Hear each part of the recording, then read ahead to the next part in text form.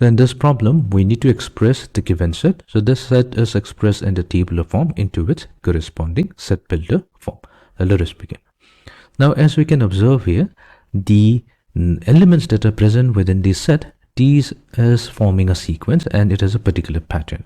That means if we consider the numerator, we can see here that it's starting from 1, then we have 2, followed by 3, then we have 4, 5, 6, 7, 8, 9, and in the denominator of the first element, it starts from 2 and then it increases by 1 unit. So it goes to 3, then 4, followed by 5, and so on. So here what we can do, we can, let's call it as the set A. So here we have the set A, which contains the elements, set of the elements X. Okay, now we're going to, such that we're going to state a property of this particular X. So we say that X is having a format n divided by n plus 1.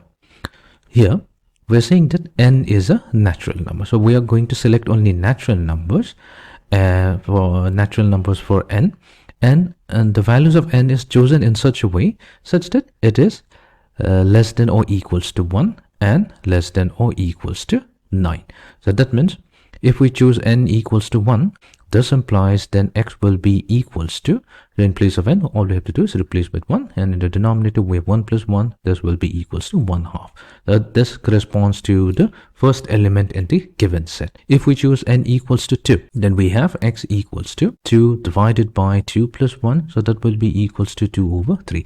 So this corresponds to the second element in the given set. And as we go on, when we go to n equals to 9, then we get x equals to 9 over 9 plus 1, so that's simply 9 over 10.